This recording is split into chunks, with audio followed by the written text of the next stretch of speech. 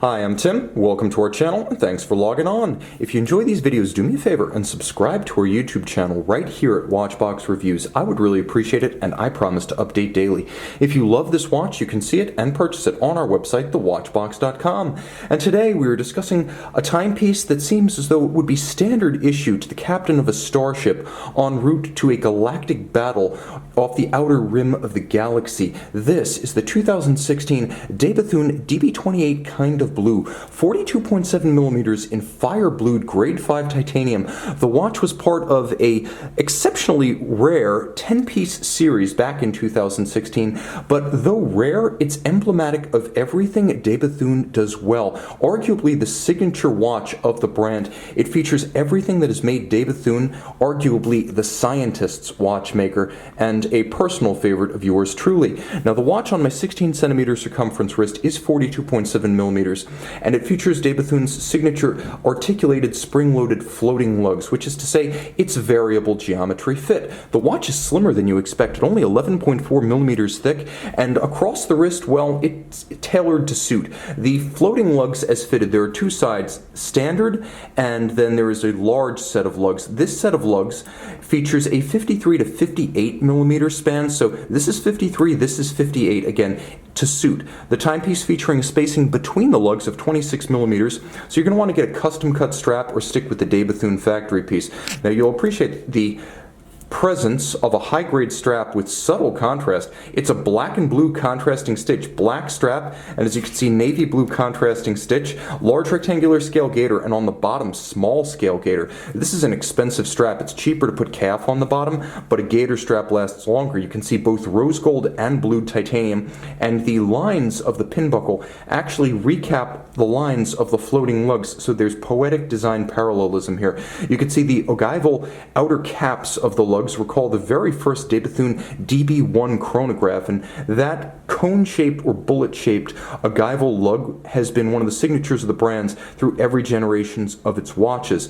Every generation of Bethune watch has effectively looked like a scientific instrument or a science fiction instrument, and you can see that the movement of the case and the movement of the lugs means this one is no exception. There's a pusher adjuster on the flank, and you can see why. There is a moon phase, a 360-degree spherical moon phase. There's one side which is palladium in white, and there's one side which is facing opposite us, which is actually heat blued steel. It has a accuracy of 1,112 years, which means that pusher adjuster on the case flank will be used, well, roughly once a millennium.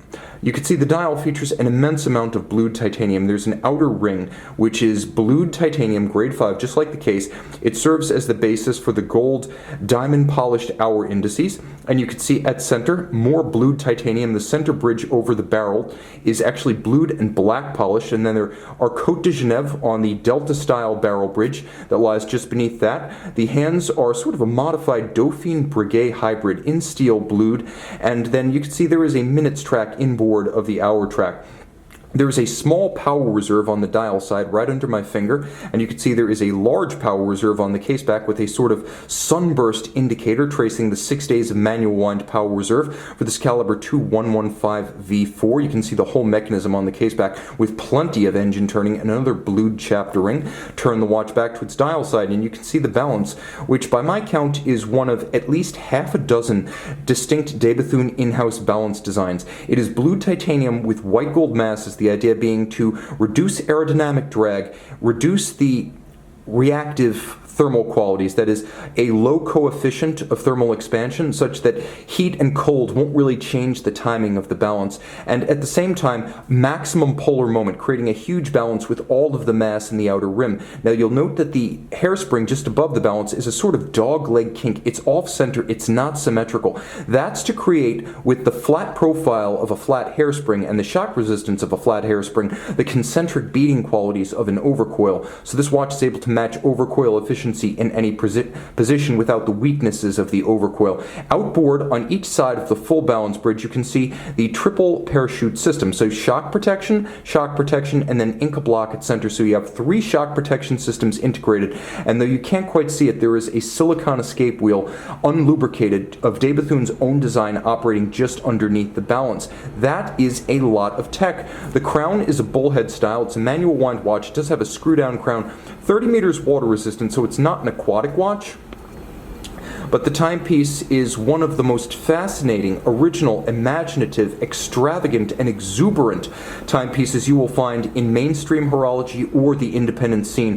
This company makes about 150 watches a year, and again, this was part of a 2016 series of very few watches. They make a handful of them every year. They make about 10 kind of blue watches per year, and blue is the signature color of de Bethune. The DB28 basic model you see here immediately won the GPHG Aiguille d'Or when it bowed back in 2011. So between the floating lugs, the DB28 model base, and of course the kind of blue abundance and profusion of exotic blues, you have everything that makes de Bethune great in one watch. This is the equivalent of de Bethune's chronomètre bleu, albeit on a grander cosmic scale. See the starship for your wrist on the watch box.